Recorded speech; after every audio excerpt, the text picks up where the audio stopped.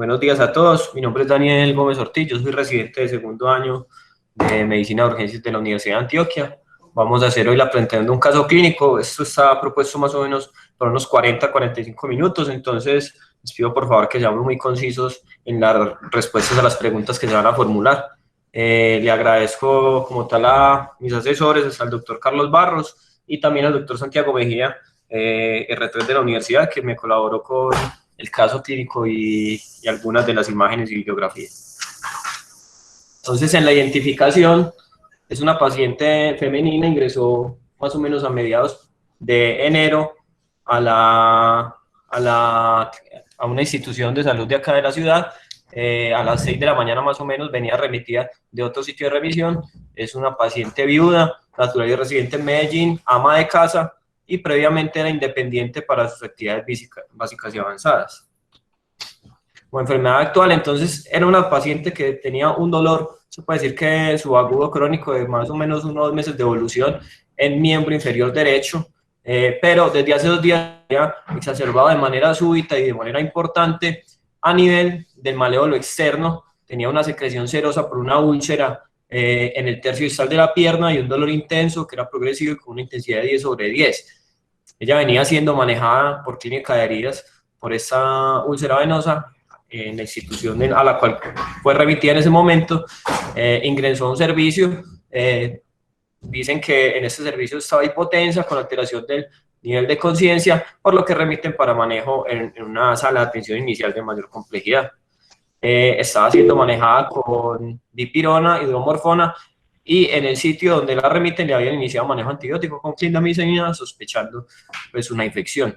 Continuamos, tenía antecedentes de hipertensión, una insuficiencia venosa crónica, se manejo con clínica de heridas. Como antecedentes quirúrgicos le habían realizado una safenectomía izquierda, mencionaba un antecedente alérgico a la penicilina, pues un rash que no era muy claro como tal, hace cuánto había estado expuesta, ni si había tenido algún otro síntoma. Y farmacológico solamente tenía manejo con enalapril, 5 miligramos cada 12 horas. Bueno, entonces al examen físico, la paciente en tórax, un tórax simétrico, bueno, expansible, los ruidos cardíacos rítmicos y sin soplos, un músculo circular conservado y sin agregados.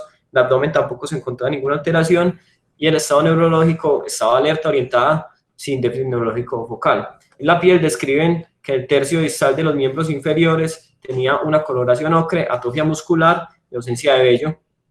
Y en el izquierdo tenía unas lesiones ulceradas de bordes irregulares, fondo mielicérico con una secreción serosa activa, eritema y calor de los bordes indefinidos que se extiende desde el tercio inferior de la pierna al tobillo derecho. Al ingreso del servicio estaba con una presión arterial de 74/39, una frecuencia cardíaca de 94 con 14 de respiratoria, Glasgow 15/15, peso 80 kilos y saturando 97% ambiente. Listo, en los paraclínicos, entonces en el sitio de remisión tenía una creatina, digamos unas 6 horas antes de la valoración en el sitio donde ya la estaban atendiendo, tenía una creatina normal de 0.92, un BUN de 23.7, sodio normal, potasio normal, con cloro normal, un hemograma que solo mostraba una leve leucocitosis con una neutrofilia, pues a expensas de neutrófilos, un dímero E que estaba en 0.97, si hacemos la conversión pues a las unidades que normalmente trabajamos sería 970, y tenía unos gases arteriales donde observamos que tenía una acidosis metabólica compensada con un bicarbonato de 12.5 y una base de exceso de menos 12.6.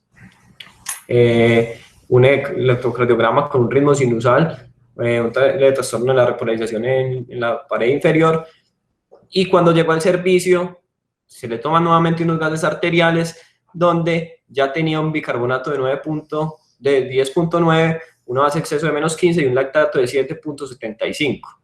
Función renal un poco elevada, pero no es muy considerable, con AST y ALT casi en los límites normales,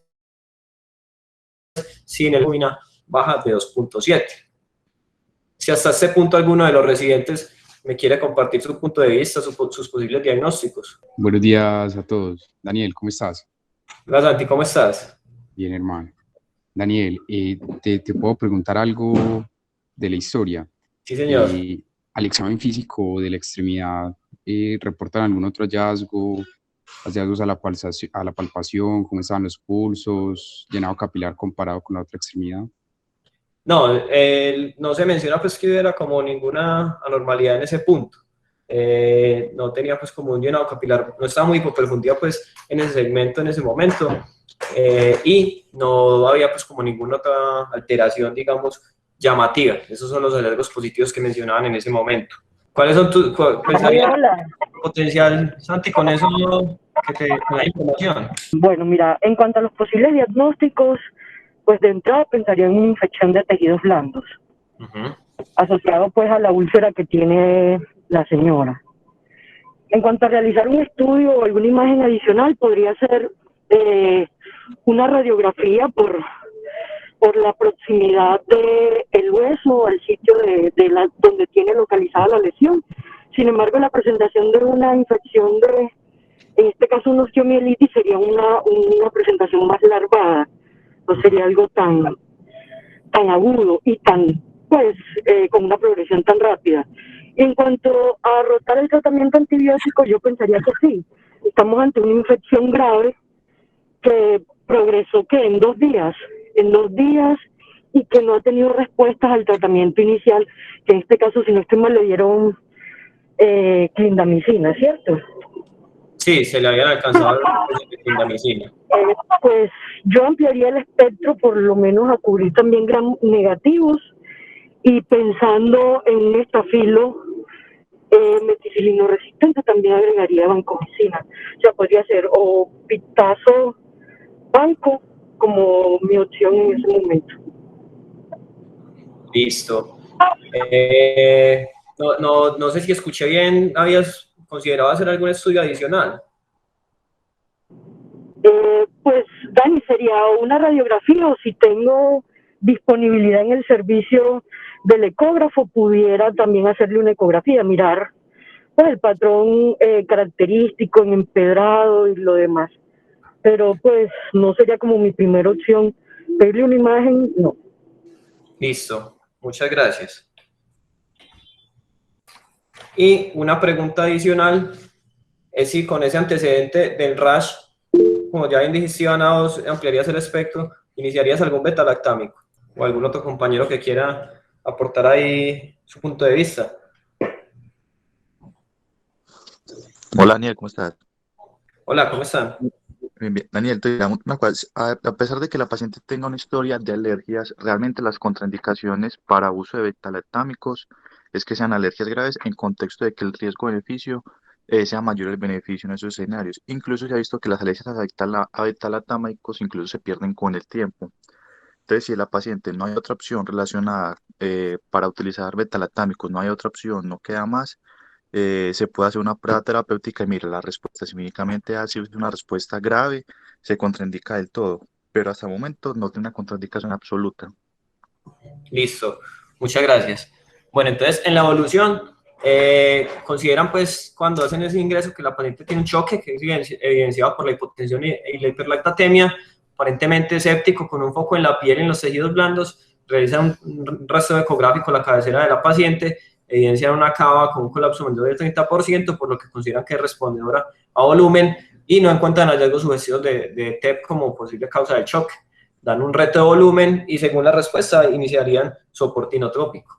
Como bien dijo Iván ahorita, se amplió el espectro antibiótico, consideraron cubrir Staphylococcus aureus y meticilino sensible, meticilino resistente, pues ella ya había estado en tratamiento para esas úlceras en el hospital, inicia manejo con cefepime, 1 gramo cada 8 horas y vancomicina, 1200 miligramos cada 12 horas.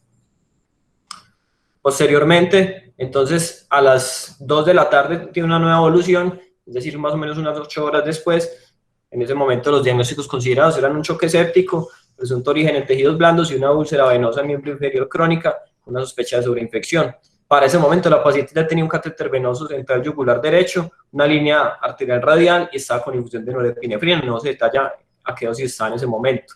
La paciente seguía en regulares condiciones, aunque estaba consciente, seguía hipotensa, con una medida de 54, taquicárdica, ya con requerimientos de oxígeno y con un gasto urinario rayando pues como tal el criterio para una anuria.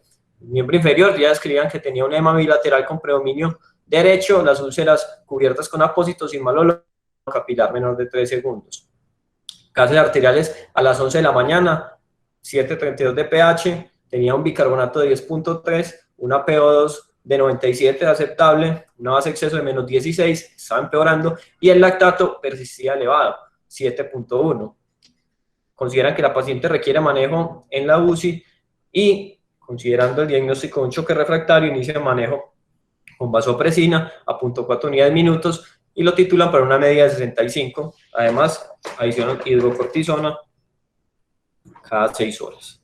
En la evolución posterior de la paciente, entonces, acá realizan ya a las 10 de la noche un diagnóstico diferencial, un choque séptico de origen en tejidos blandos y consideran la sospecha de una fascitis necrotizante, además de una acidosis metabólica. Tenía un INR de 2 con un TPT de 83 y realizan esta ecografía que la voy a reproducir acá. Realmente tenemos 2 ecografías, pero ya las voy a mostrar ambas. La primera ecografía entonces es esta que tenemos acá en el lado derecho de la pantalla. No sé si algún residente de pronto quiera hacerme alguna precisión sobre esta ecografía. ¿Qué consideran ustedes? Esto es una imagen de la femoral. Si alguien quiere de pronto aportar qué está viendo en esa imagen, bienvenidos.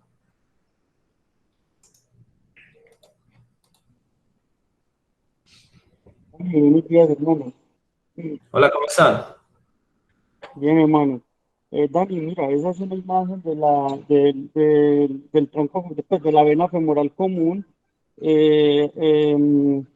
Ahí realmente lo que pasó fue que la paciente, cuando se evaluó clínicamente, se encontraba un edema unilateral bastante, pues un diámetro bastante aumentado desde la ingle hasta el pie. Entonces se hizo este rastreo ecográfico y ahí en este lugar de la vena femoral común encontramos pues una gran dilatación de la vena con un trombo.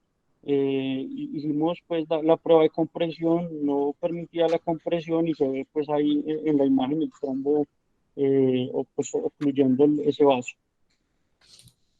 Listo, Santi, muchas gracias. Y tenemos esta otra imagen acá en el lado izquierdo de la pantalla, donde se veía esto. Resumiendo un poco, eso es una ecografía pues como tal de tejidos blandos, y lo que se ve es todo, lo que se ve más oscuro, digamos más opaco, es la presencia de líquido que está separando los grupos musculares. Esto es más que todo, digamos, en la parte anterior del muslo derecho. Entonces, también se consideró que posiblemente por estos hallazgos y esta presencia de líquido en la piel y la fascia, había que considerar el diagnóstico diferencial de una fascitis necrosante. Dani, ¿sabes si vieron gas? ¿Sí vieron qué? Gas en la ecografía. No, en la ecografía no describen gas. Gracias. Listo. Posteriormente, entonces, en la evolución de esta paciente, ya evolucionó con anodinia, parestesias y flictenas hemorrágicas que hacen pensar en una fascitis. Se encuentra presencia de trombosis de la vena femoral a nivel de la confluencia, asociada a una prolongación de los tiempos de coagulación. Recordemos que tenía un INR2, lo que contraindicaría en ese momento la anticoagulación. Discuten pues como tal con el grupo de cirugía general y ortopedia si consideran que la paciente se necesita de manejo quirúrgico, pero inicialmente ellos dicen que no, por lo que hacen manejo analgésico y lo trasladan a la UCI. Posteriormente la paciente cursa con falla renal aguda, por lo que se suspende el manejo con vancomicina y se inicia el linezolid. La nota de cirugía general antes de la medianoche conceptúan una paciente con un choque séptico originado en miembro inferior derecho, posiblemente secundario a una infección de tejidos blandos por hallazgos ecográficos. Sin embargo, consideran descartar una trombosis arterial asociada, consideran una flegmasia cerúlea dolens y solicitan una angiotac urgente. Bueno, entonces, como tal, el tema que vamos a revisar en este momento son infecciones necrotizantes o necrosantes, como ya vamos a ver ahorita, de tejidos blandos. Entonces, como tal, siempre que estamos ante una infección necrosante o necrotizante de tejidos blandos, el diagnóstico que más se nos pasa por la cabeza es una fascitis. Como tal, el diagnóstico es quirúrgico y se deben identificar o diferenciar 3 entidades, que son la fascitis, la miositis y la celulitis. La celulitis es la parte más externa donde solamente hay compromiso de la dermis y la epidermis. La fascitis ya es más profunda de la fascia y la miositis es la que acarrea una mayor mortalidad porque digamos que compromete los grupos musculares de una manera importante y generalmente son infecciones que no tienen un sitio de entrada evidente. Para diagnosticar esta entidad se debe tener un alto índice de sospecha porque tiene una presentación inicial que es muy variable y es fundamental, como ya voy a hacer énfasis en el resto de la charla, que las intervenciones quirúrgicas sean rápidas. Poco de historia. Entonces, en el siglo XIX, durante la Guerra Civil de Estados Unidos, un médico llamado Joseph Jones describió un cuadro que él describía como una gangrena del hospital y describían que era una gangrena que era asociada a infecciones por estreptococo. Fueron varios pacientes y desde acá se empezó a buscar como tal, acuñar este término. Posteriormente, este señor que vemos acá, que es el señor Jean-Alfred Fournier, fue el que hizo la clásica descripción de la gangrena de Fournier, que generalmente es una infección que es más de orden en hombres, que se limitan el periné y los genitales, pues, en la mayoría de los casos, aunque también se puede presentar en el abdomen, y que el 100% de esos pacientes tienen alguna enfermedad crónica, la mayoría de ellos diabetes. Y posteriormente, en los años 50, el doctor Wilson ya fue el que acuñó el término de fascitis necrotizante, como se traduce muchas veces al español. Con este término realmente hay, digamos, una controversia, y es que muchos autores consideran que no se debe llamar fascitis necrotizante, sino necrosante. Si bien el término necrotizar está, digamos, incluido en la RAE, ellos dicen que esto se utiliza como que es una forma innecesaria de utilizarlo, dicen que es un abuso innecesario a la fórmula o la formulación verbal terminada en izar. Por lo tanto, el término más acuñado y el que sería mejor descrito de esta entidad es fascitis necrosante. En cuanto a la epidemiología, entonces, es una entidad que tiene una epidemiología muy variable.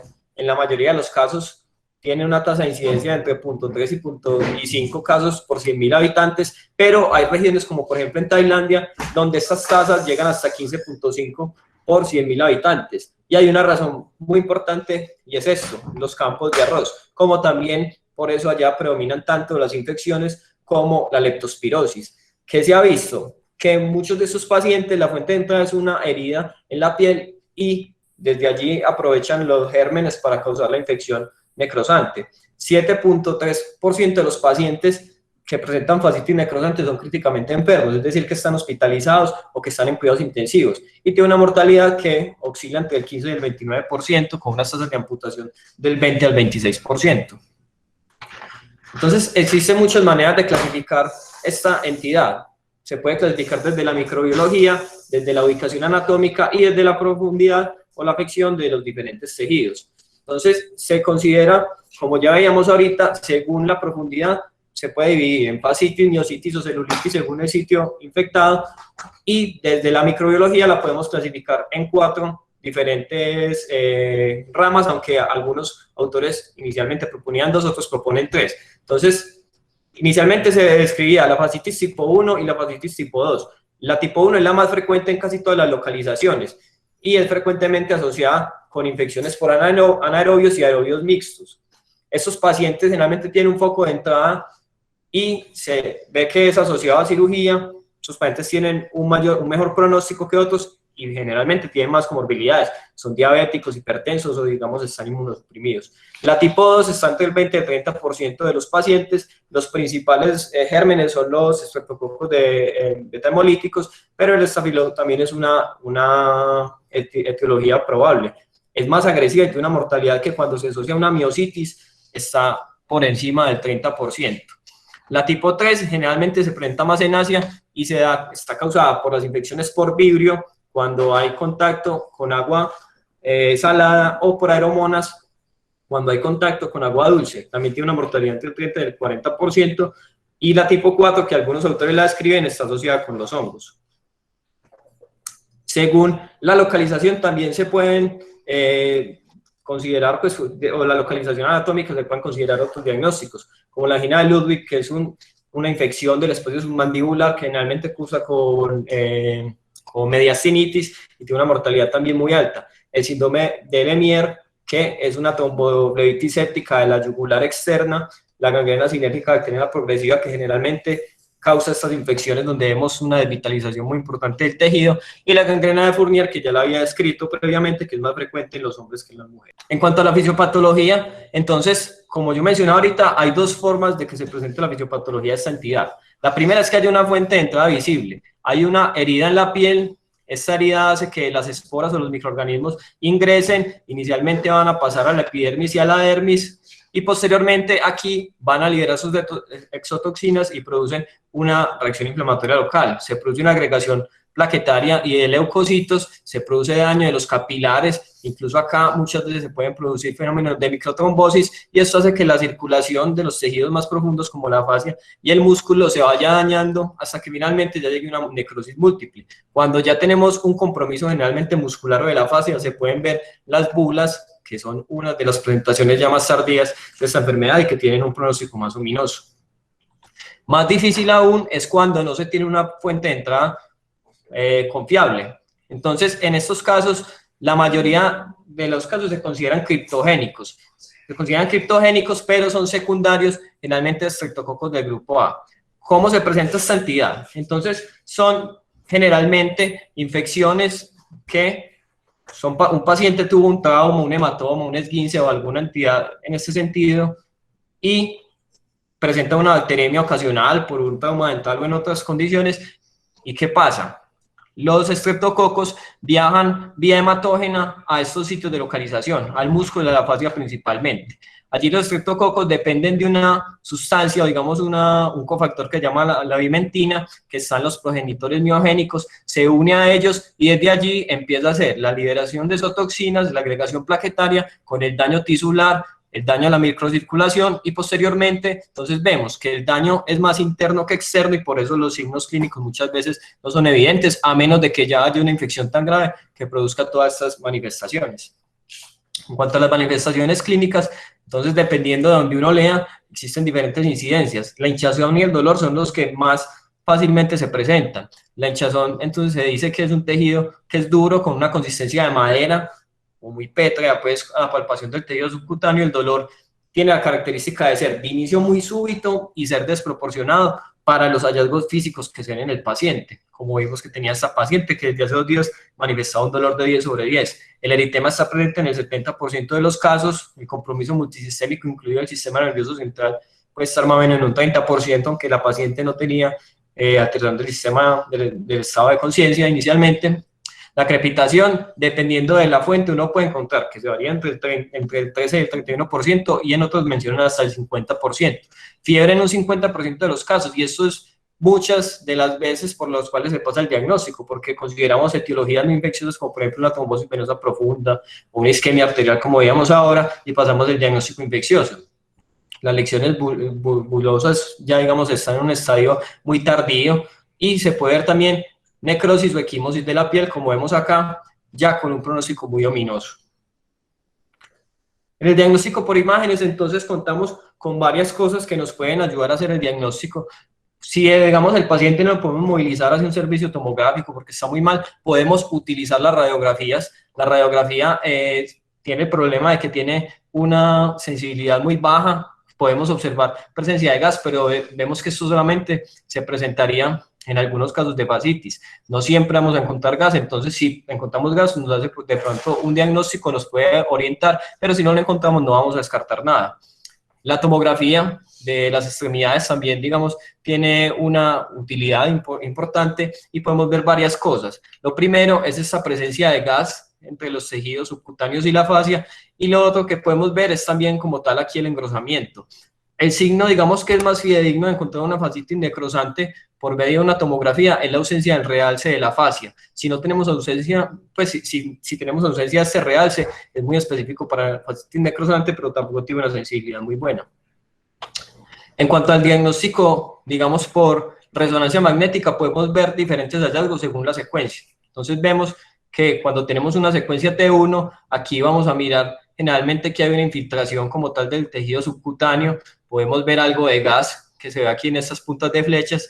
Cuando vemos en un T2, entonces después del contraste se ve una fascia, que la vemos acá, más hipercaptante, que está engrosada, y generalmente cuando se administra otro en otra imagen, o sea, en mi medio de contraste, podemos ver cómo se extravasa como tal todo ese contraste asociado con todo el edema tisular que se presenta en este sitio. La ecografía, digamos que no tiene mucha, pues no hay muchos hallazgos descritos que sugieran fascitis necrosante, como vimos en los hallazgos iniciales. Podemos encontrar etiologías alternativas como una trombosis venosa profunda, pero también podemos encontrar la presencia de gas o esa presencia, digamos, de edema marcado y de líquido acumulado en esta zona. ¿Qué vemos? Esto es un reporte de un caso de un diagnóstico precoz o temprano que se hizo por medio de la ecografía, un paciente de 34 años que tenía una trombosis en el miembro superior derecho, y no estoy mal, se le hizo esta ecografía, y acá lo que ellos dicen es, esta es la superficie del hueso, por encima está la fascia, y aquí vemos el gas subcutáneo, que en el caso de la paciente no se presentaba. Posteriormente se confirmó con una tomografía de la extremidad la presencia de gas en esta localización, y digamos que también nos puede ayudar en ese sentido, pero el no encontrar estos hallazgos no nos va a descartar el diagnóstico, porque como decíamos antes, el diagnóstico como tal se realiza en el procedimiento quirúrgico, pero sí necesitamos un alto índice de sospecha para poder tratar a estos pacientes. En cuanto a los paraclínicos, muy importante tener eso en cuenta. Ningún paraclínico nos puede predecir la probabilidad de tener una fascitis necrosante de manera confiable, pero sí hay algunas descripciones en la literatura de que ciertos hallazgos nos pueden sugerir una etiología. Entonces, una PCR mayor de 200 con una creatinina elevada en ausencia de hipotensión y una leucocitosis leve sugiere que pueda ser un estreptococo de grupo A. Las infecciones por Clostridium sordeli generalmente se presentan con reacciones leucemioides en el orden de 50.000 a 100.000 células en ese sentido, y hemoconcentración. Se dice que uno prácticamente puede descartar una fascitis necrosante si tiene menos de 15.400 leucocitos y tiene ausencia de hiponatremia, pero vemos que a pesar de que en la literatura se describen unas tasas de valor predictivo negativo del 99%, hay que ser muy cuidadoso con estos, porque, por ejemplo, la paciente nuestra al inicio no tenía ninguno de estos hallazgos, pero en la evolución sí presentó leucocitosis y trastornos electrolíticos, por lo que no se debe quedar uno como tal con una sola medición. Los hemocultivos no tienen un rendimiento muy óptimo. En la fascitis tipo 1, la que es polimicrobiana, tiene un rendimiento del 60%, y en la tipo 2 solamente alcanzan un 20%.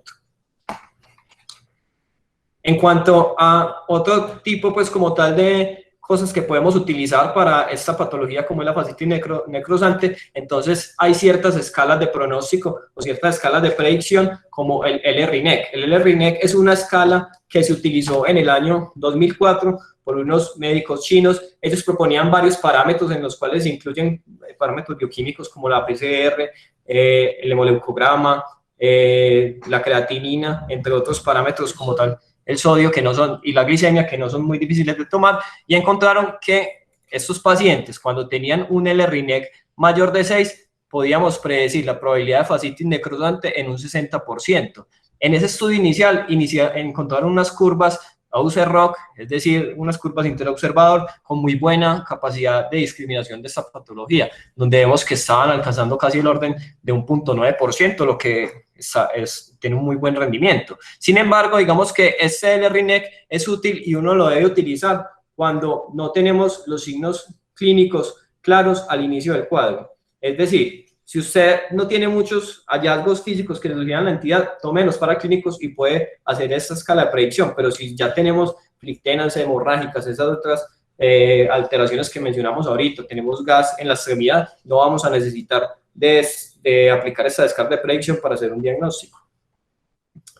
Posteriormente, digamos que los hallazgos del LRINEC no se pudieron como tal encontrar, no se han podido validar en ningún otro estudio.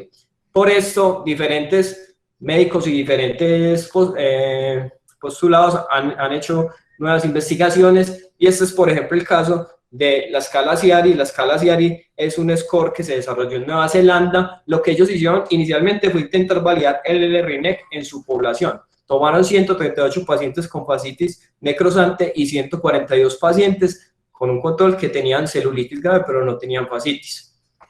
Para sorpresa de ellos, el rendimiento del LRINEC fue muy malo. Encontraron que solamente tenía una sensibilidad y una especificidad del 60 y el 64% respectivamente, para predecir el diagnóstico de fascitis necrosante. Digamos que cualquier escala, cualquier estudio que nos dé una sensibilidad, una especificidad de estas es subóptimo. Y si vamos a ver los otros desenlaces, mortalidad, admisión hospitalaria y necesidad de reintervención o reoperación, ninguno alcanzó porcentajes mayores del 70%.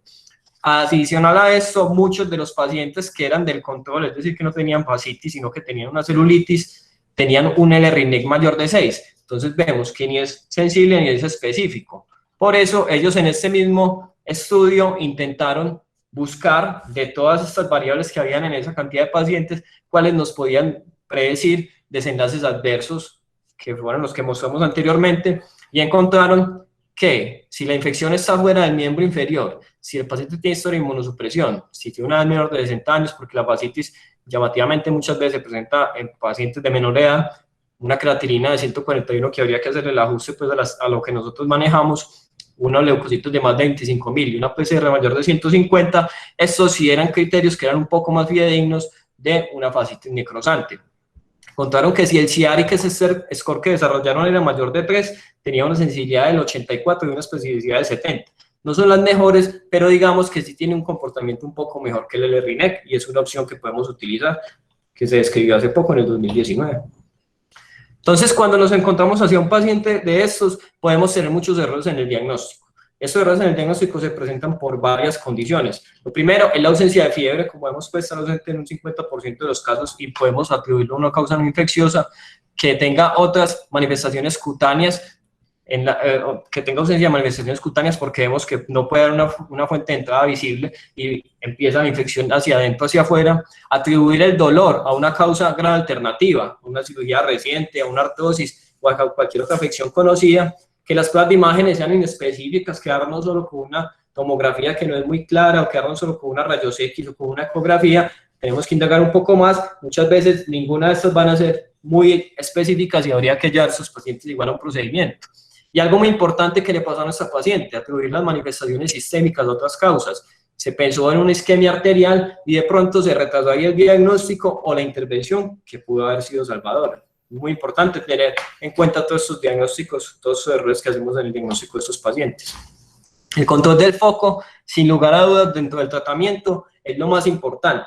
Con el control del foco logramos tres cosas: determinar hacia dónde se extiende la infección. Ya sabemos que los hallazgos externos no son lo mismo que está pasando con el proceso interno. Evaluar la necesidad de desbridamiento de amputación y obtener muestras para atención y cultivo de grano. Cuando hacemos una intervención quirúrgica temprana, rompemos este ciclo vicioso donde hay isquemia, infección del tejido, reinfección bacteriana que afecta como tal los vasos y produce microtrombosis, y esto perpetúa la isquemia y la necrosis. Se va haciendo todo este círculo continuo y si no intervenimos rápidamente con un control de la fuente, no lo vamos a lograr. Y muy importante, no solamente se trata de una intervención quirúrgica, se tiene que revalorar la necesidad de reintervenir a estos pacientes cada 24 o 36 horas hasta que el equipo quirúrgico ya no encuentre más necesidades de lavados. El control de la fuente, entonces, generalmente para todas las patologías como los que se surviving sepsis, no se demorar más de 6 a 12 horas después de que hacemos el diagnóstico. Y se deben sopesar los pros y los contras de llevar al paciente a cirugía. En cuanto al tiempo óptimo para poder hacer el manejo de estos pacientes, se han hecho diferentes estudios. Por ejemplo, un estudio que fue realizado en Asia con 121 pacientes con fascitis asociada a Vibrio vulnificus entre el 98 y el 2011, y ellos lo dividieron en 3 cortes. Una corte que eran pacientes que se intervenían antes de 12 horas, otra corte que se intervenían de 12 a 24 horas y otros que se intervenían más allá de las 24 horas. ¿Qué encontraron? Que cuando esos pacientes intervenían de manera temprana, es decir, en las primeras 12 horas, la mortalidad máxima era de 15%. Si se intervenían después de 12 horas, alcanzaban mortalidades hasta de un 50%, es decir, que con una intervención temprana se reduce mínimo entre un 15 y un 20% la mortalidad de estos pacientes. Y se encontró que dentro de las otras condiciones que predecían una muerte o un mal desenlace, lo que se podía modificar acá, lo único que se podía modificar era el tiempo desde que se llevaba la infección, desde que se llevaba la intervención, perdón. tenía un HR de 1.16 y vemos que, si bien no tenía un HR tan alto para predecir mortalidad como la sepsis o el Apache, es la única de estas tres condiciones que podemos modificar haciendo un tratamiento, porque no podemos predecir que el paciente llegue con una sepsis muy grave, sí podemos intervenir, pero si el paciente llega muy grave, eso no lo podemos intervenir desde antes, ni tampoco podemos modificar un Apache. Si el paciente llega con un Apache, ya lo tiene, mientras que el tiempo de llevarlo al quirófano sí lo podemos intervenir. En cuanto a la antibiótico-terapia, muy importante entonces tener claro que se debe iniciar el manejo antibiótico en la primera hora. Ya sabemos de los estudios de Kumar y muchos otros que la mortalidad aumenta 7.6% por cada hora que nos demoremos en el inicio del manejo antibiótico. Debemos estrechar como tal el espectro antibiótico una vez tengamos una identificación. Y la elección inadecuada del antibiótico, es muy importante elegir el que es. ¿Por qué? Porque se ha visto que cuando nos retrasamos o cuando elegimos incorrectamente el antibiótico, la mortalidad aumenta hasta un 34%, como vemos acá. Esta es la mortalidad de los pacientes a los cuales se eligió bien el antibiótico y estos en los cuales hizo una elección inadecuada. Entonces, tenemos que tener muy presente eso. ¿Cuál antibiótico? Depende de muchos factores. El sitio anatómico de la infección y los microorganismos que pueden estar en este sitio. Digamos que en fasciitis ya más o menos sabemos cuáles son los más importantes. Los patrones de resistencia y la susceptibilidad bacteriana local, presencia de otras condiciones, neutropenia, esplenectomía, VIH mal controlado, comorbilidades como la diabetes, enfermedad renal crónica o del hígado, y que el paciente tenga dispositivos permanentes. Como importante aquí en Medellín para el año 2017, 1 de cada 5 pacientes en la UCI y en urgencias tienen una beta-lactamasa de espectro extendido cuando se aísla un gram negativo. Y 1 de cada 4 pacientes en la UCI que se le aísla un estafilococos es un estafilococo meticilino resistente, y por eso la razón de incluir como tal el cubrimiento de estos gérmenes en el tratamiento inicial. Entonces, ¿cuál sería el tratamiento inicial propuesto? Según las guías de AIDSA 2014, la guía de infección de tejidos blandos en Colombia, debemos hacer el tratamiento inicial con vancomicina, linezolid o daptomicina con el fin de cubrir Staphylococcus aureus meticilino resistente y asociar esto a otro tratamiento con el fin de cubrir bacilos gram negativos. Entonces podemos elegir entre piperazina, tazobactam, cefepima, o si el paciente ya ha estado expuesto a betalactámicos de manera previa en los últimos 3 meses o tiene otras condiciones como que esté colonizado la vía urinaria, que use catéteres, entre otras cosas, entonces deberíamos elegir un carbapenémico, imipenem, cilostatina, meropenem y ertapenem. Y esto no es tan frecuente en nuestro medio, pero si tenemos una sospecha de que haya una infección por vibrio, por aeromonas, podríamos utilizar una cefalosporina de 3ª o 4ª generación más doxiciclina. ¿Qué recomienda la guía colombiana? En nuestro medio se debería usar vancomicina con cefepime o pictazo más clindamicina intravenosa. Esto es una recomendación que es controvertida. Las guías americanas no la consideran, pero muchas europeas sí. Y es que dicen que la clindamicina a dosis de 600 a 900 miligramos cada 8 horas tiene la capacidad de inhibir las endotoxinas del estreptococo. Entonces, eso es un punto de buena práctica que, digamos, nos podemos jugar por esta alternativa cuando tengamos estos pacientes. Se debe considerar reemplazar la vancomicina por el linezolid en estos pacientes que presentan falla renal, que no es tan rara en estos pacientes. Y adicionalmente también se ha visto en algunos estudios que digamos son más de orden en laboratorios, que el linezolid tiene esta misma capacidad de la clindamicina de inhibir como tal las toxinas del estreptococo.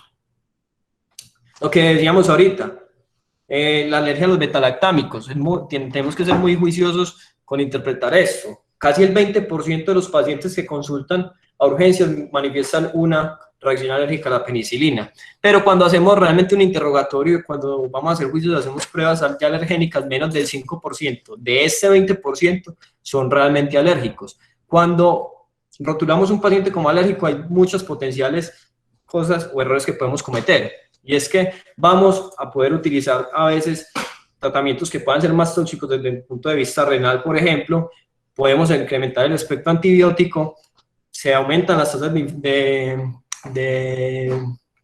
infecciones del sitio operatorio, la resistencia antibiótica puede aumentar, así como otras infecciones como la infección por Clostridium difficile, y esto se ha visto que incluso en muchos casos puede aumentar la estancia hospitalaria y acarrea mayor mortalidad. Entonces, ¿cuál es la recomendación? Si el antecedente alérgico del paciente es una urticaria o un exantema maculopapular tardío, y el paciente está en una sepsis como nuestra paciente, no pensemos en esa alergia e iniciemos el manejo antibiótico con el amplio espectro que debe incluir un betalactámico. Importante, por cada año que pase, se pierde un 10% de la reactividad de la prueba cruzada. Es decir, una persona que manifieste que hizo un rash con la penicilina, con un beta-lactámico, a los 10 años ya casi que un 100% no van a ser alérgicos. Además, es muy importante saber que la reacción cruzada a otros beta-lactámicos, como los monolactámicos, el astegonam, los carbapenémicos y las cefalosporinas de tercera y cuarta generación, la resistencia cruzada, la alergia cruzada a la penicilina y a estos agentes es menos del 5%. La pregunta es, ¿vale la pena rotular a un paciente como alérgico y negarle un tratamiento que lo va a salvar? La respuesta para mí sería que no. Entonces, en estas condiciones, iniciar un tratamiento efectivo. Esto lo va a pasar. Los corticos, mencionemos así rápidamente. Entonces, ¿qué es importante también? Otras intervenciones que se hicieron muy bien en esta paciente, el inicio del manejo antibiótico. Se ha visto en diferentes estudios que cuando iniciamos la norepinefrina de manera tardía, comparando 25 minutos versus 120 minutos, se aumenta la mortalidad en estos pacientes hasta 5.3% por cada hora. Es decir, si nos demoramos en el antibiótico, 7.6, si nos demoramos en el inicio del vasopresor, ahí estaríamos acumulando más de un 12% que nos va a aumentar la mortalidad por hora en estos pacientes. Segundo vasopresor, se inician casos de hipotensión refractaria. Algunos consideran cuando tengamos un goteo de norepinefrina mayor a 0.1 microgramos kilo minuto, pero otros consideran que debe hacerse más rápido. El de elección generalmente es la vasopresina por el estudio VASC, que mostró que es más efectiva y digamos que tiene mejor utilidad cuando se utiliza en choques no tan severos, es decir, cuando lo utilizamos de manera rápida. Y tiene un potencial beneficio en pacientes con lesión renal aguda. En cuanto al momento de los corticosteroides, es muy debatido. Hay que tener muy claro que se ponen los corticosteroides pensando en esta entidad, la insuficiencia de corticosteroides relacionada con la enfermedad crítica o el CIRSI, y las dosis son las que se pusieron en la paciente, 200 miligramos en bolo o 50 cada 6 horas. Es muy importante mencionar que casi ningún estudio de los que se han hecho de esteroides ha mostrado una disminución en la mortalidad. Solamente la PROACH, pero es un estudio que tiene, digamos, muchos opositores porque se tuvo que suspender varias veces, ya que una de las moléculas que era la proteína C activada que se utilizaba en este estudio se retiró del mercado y se tuvo que parar. Los otros estudios del corticosteroide no muestran disminución de la mortalidad, pero sí han mostrado una disminución de la estancia en UCI y de la estancia hospitalaria, que no es un desenlace pues que tenemos que dejar de considerar. Entonces, en estos casos, cuando consideramos que se debe utilizar el corticosteroide, si nos vamos a la guía, dicen que en los casos en los que no se logre restaurar la estabilidad hemodinámica luego de una resucitación adecuada con líquidos y vasopresores, lo que se considera un choque refractario, para mí el momento ideal sería después de iniciar el primer vasopresor. Tratamientos alternativos que digamos no tienen mucha evidencia, el oxígeno hiperbárico.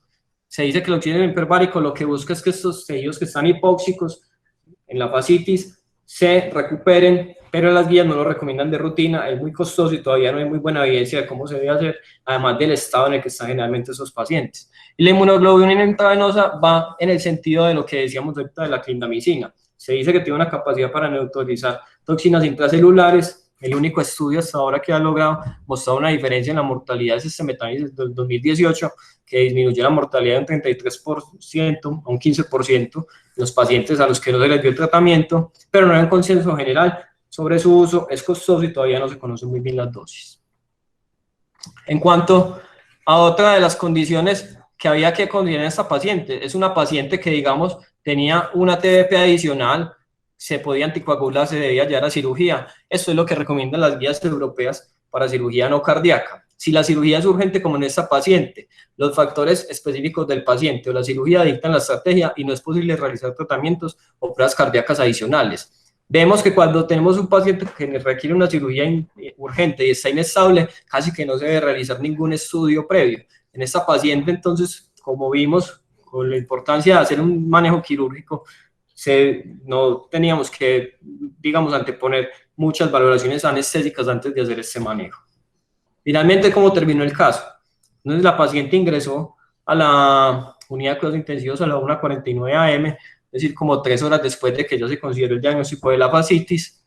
Allá hace una nota pues, de evolución y a las 2:30 de la mañana la paciente presenta un deterioro progresivo de su estado de conciencia, disartria, refiere pérdida de la agudeza visual, mientras hacen el examen físico presenta una taquicardia ventricular, posterior a eso un ritmo de paro con una actividad eléctrica sin pulso, dan reanimación por 15 minutos, pero la paciente no recupera la circulación espontánea. A las 2:18 de la mañana se dictamina como tal un fallecimiento de esta paciente. Esta nota fue una nota retrospectiva, entonces fue un desenlace pues en el que finalizó este caso. Entonces, para mí, ¿qué es lo importante? Lo primero es tener un índice de sospecha muy alto. Hay que ser investigada, hay que sospechar primero la entidad. Después de sospechar la entidad, es muy importante eso, muy rico y todos los antibióticos, muy rico y todos los vasopresores, muy rico y toda la monitorización. Pero si no se hace un control de la fuente, el desenlace va a ser ese. Por eso mi invitación es a que, si bien nosotros no podemos hacer intervenciones quirúrgicas, debemos hacerles conscientes al equipo quirúrgico de la importancia de hacer esta intervención, porque prácticamente es lo único que nos puede salvar a un paciente en esta condición. Bueno, muchas gracias por todo, y ahí disculpan los problemas con la visualización de la presentación.